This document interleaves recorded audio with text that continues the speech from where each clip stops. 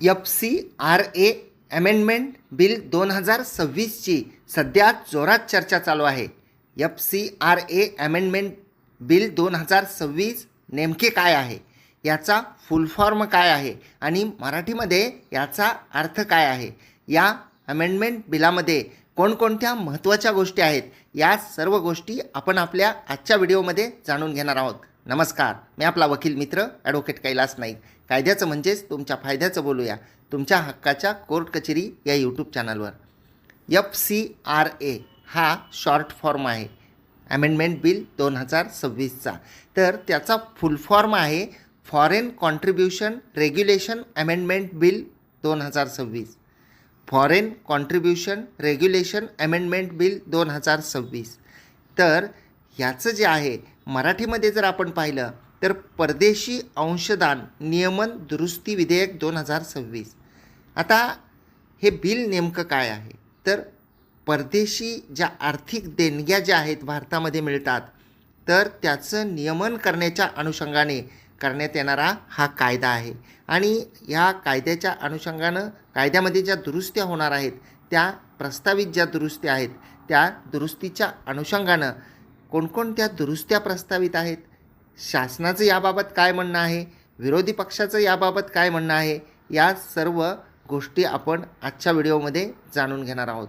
आणि यामध्ये आणखी एक महत्त्वाची गोष्ट आपण जाणून घेणार आहोत की FCRA अमेंडमेंट बिल 2026 या नवीन अमेंडमेंटने NGOची जी मालमत्ता आहे ती सरकार ताब्यात घेऊ शकते का, याबद्दल कायदेशीर विश्लेषण करणार आहोत. तर FCRA अमेंडमेंट बिल 2026मध्ये प्रस्तावित काही महत्त्वाच्या बदलांची जी माहिती आहे ते आपण या व्हिडिओमध्ये जाणून घेणार आहोत. या व्हिडिओमध्ये आपण पाहणार आहोत की FCRA म्हणजे काय, अमेंडमेंट बिल 2026मध्ये कोणते बदल प्रस्तावित आहेत, NGO ट्रस्ट आणि सोसायट्यांवर याचा काय परिणाम होणार आहे, सरकार डेझिग्नेटेड अथॉरिटीमार्फत मालमत्तेवर ताबा कधी घेऊ शकते, धार्मिक कार्याबाबत नवीन नियम काय आहेत, सरकार आणि विरोधकांचे युक्तिवाद काय आहेत, सामान्य नागरिक आणि स्वयंसेवी संस्थांनी काय लक्षात ठेवले पाहिजे, ही सर्व माहिती आपल्या आजच्या व्हिडिओमध्ये असणार आहे. तर प्रमुख दुरुस्त्या असतील, या कायद्याचा उद्देश असेल, डेझिग्नेटेड अथॉरिटी म्हणजे काय, FCRAची नोंदणी रद्द किंवा संपल्यानंतर त्या मालमत्तेचं काय होणार आहे, धार्मिक कार्याबाबत नवीन नियम काय आहेत आणि सरकारच्या आणि विरोधकांच्या भूमिका. पहिला मुद्दा जो आहे तो आपण जाणून घेऊया, FCRA कायदा म्हणजे नेमके काय आणि तो का आणला गेला.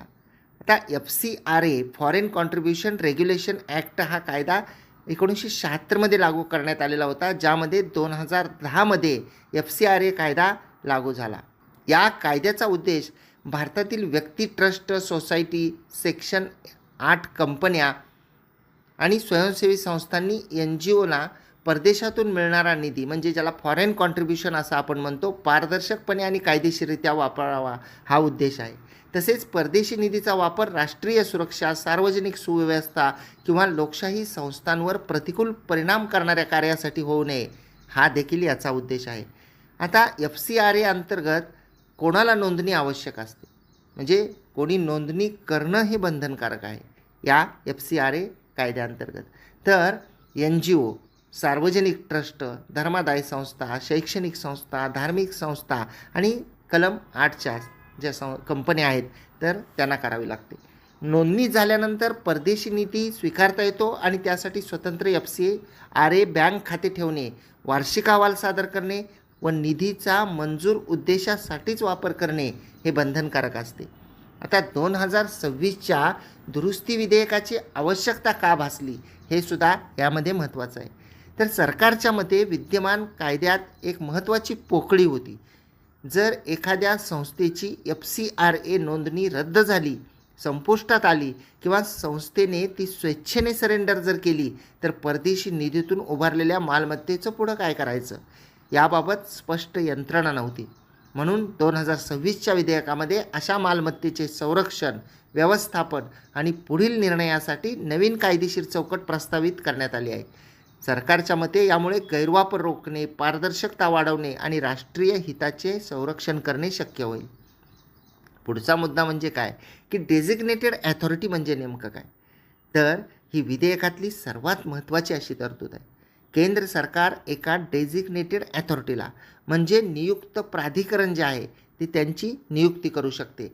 एखाद्या संस्थेची FCRA नोंदणी रद्द झाली, नूतनीकरण झाले नाही किंवा त्यांनी ती नोंदणी सरेंडर केली किंवा संस्था निष्क्रिय झाल्यास त्या संस्थेच्या परदेशी निधी व त्या निधीतून निर्माण झालेल्या मालमत्तेचा तात्पुरता ताबा या प्राधिकरणाकडे जाऊ शकतो. जर संस्थेला नंतर पुन्हा FCRA नोंदणी मिळाली किंवा नूतनीकरण झाले तर न वापरलेला निधी आणि संबंधित मालमत्ता परत दिली जाऊ शकते. परंतु तसे न झाल्यास ठराविक परिस्थितीमध्ये तो ताबा कायमस्वरूपी हा त्या प्राधिकरणाचा होऊ शकतो. आता आपण पुढच्या मुद्द्याकडे वळूया, ज्यामध्ये FCRA नोंदणी रद्द झाल्यास मालमत्तेचं काय होतं. या विधेयकानुसार जे दुरुस्ती बिल आहे याच्यानुसार नोंदणी रद्द किंवा संपुष्टात आल्यावर परदेशी निधी आणि त्या निधीतून तयार झालेली मालमत्ता डेझिग्नेटेड ॲथॉरिटीकडे जाईल. हा ताबा सुरुवातीला तात्पुरता, ज्याला प्रोव्हिजनल वेस्टिंग असं म्हणतो आपण, तात्पुरत्या स्वरूपाचा असेल. संस्थेला पुन्हा नोंदणी मिळाल्यास मालमत्ता किंवा वापरलेला निधी परत मिळू शकतो. पण संस्था कायमची अपात्र जर ठरली किंवा अस्तित्वात नसली तर मालमत्ता कायमस्वरूपी म्हणजे परमनंट वेस्टिंग सरकारने नियुक्त केलेल्या प्राधिकरणाकडे जाऊ शकते. आता ह्याच्यामध्ये आणखी एक महत्त्वाचा बदल जो आहे तो प्रस्तावित आहे, तो म्हणजे धार्मिक कार्याबाबत जे आहेत ते नवीन नियम करण्यात आलेले आहेत. 2026 प्रस्तावित नियमामध्ये धार्मिक कार्य आणि धर्मांतर याबाबत स्पष्ट फरक करण्यात आलेला आहे.